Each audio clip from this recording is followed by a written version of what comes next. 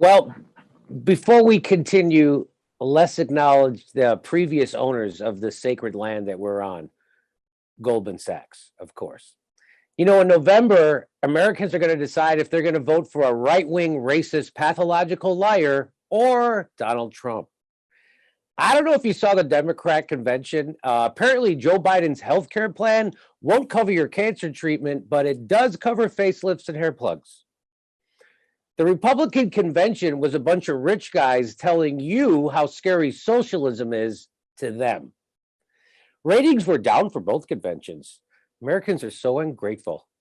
Democrats and Republicans worked hard to give us the worst candidates imaginable. The least we could do was watch their freak show conventions. You know, all of us here, they're going to call all of us crazy just because we want a better future. They tell themselves that we are crazy because they are in denial about how crazy things have actually gotten. The system has failed. The system has collapsed. We're in an economic crisis. We're in a climate crisis. We're in a healthcare crisis. The current failed system has a noose around all of our necks. And we need to save ourselves. In America, we've got one party of oligarchy, one party of inequality. We have one party of war. The Republicans, incoherent, dangerous. Their candidate, a reality TV game show host, able to rise to power because of a failed system that left people desperate. They are not a solution. The Democrats, with their self-righteousness, their repulsive combination of class privilege and moral posturing, pretending to be the party of working people while selling them out to the predators of working people and the middle class. Joe Biden has gone his whole life demonizing the poor, decimating the social safety net, supporting unspeakable foreign policy. He's a tottering relic. And you know that glaze in Joe Biden's eyes? That's not from some spiritual awakening. That's from a persistent yearning for pajamas and Gunsmoke reruns. A man who has cravenly created misery at home and abroad is now propped up as Uncle Joe, an erstwhile George Bailey, when in reality, he's Mr. Potter. And Donna Reed never kept people in prison so the state could use their free labor. Their candidate is the candidate of deregulation, the candidate of mass incarceration, and the candidate of war. They are not a solution. The establishment wants to go back. They want voters to go back to sleep, to trade one nightmare for another nightmare.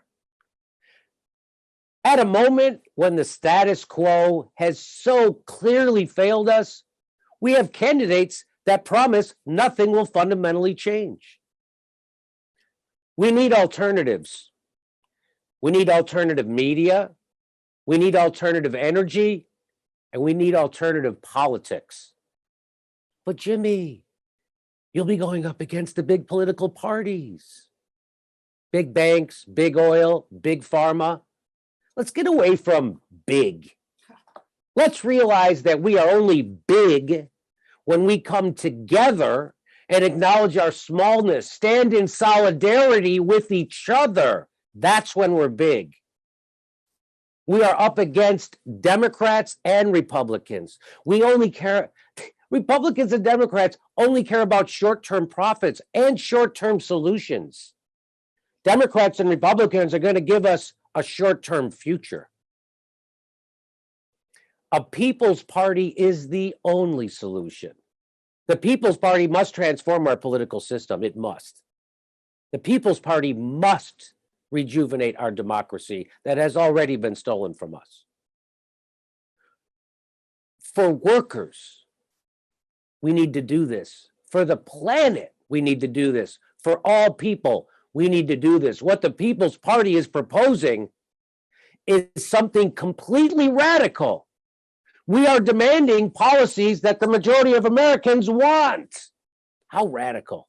Things like single-payer health care, actually regulating Wall Street, and stop killing Black and brown people here and across the globe. And take that money we used to use to kill Black and brown people in other countries and invest it back here at home in building a green infrastructure, making lives actually better instead of exporting misery.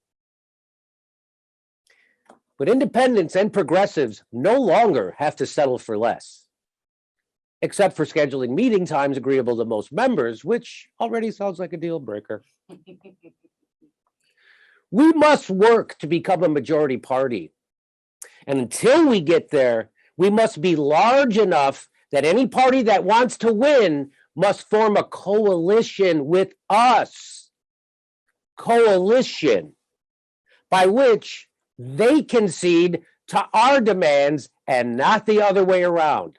A compromise is not a compromise if it's you who's making all the concessions. They are going to concede to the majority of Americans and the policies we want, or they are going to lose. Out of control inequality, poverty, corruption. We say no more, no more, no more. We wish to abolish the billionaire, not just to free ourselves, but to save the billionaire's soul as well. Every day we're told we are prisoners of a two-party system. We are not. We do not have to comfort our jailers, and we can free ourselves from this prison. All this time in our own hands. We've had the key of democracy to get us out. And when we free ourselves, we free our fellow citizens. We need to have the courage to fight for the world we want, no matter what we're up against or how long it takes. We think we're on the precipice of a dark abyss. We are not.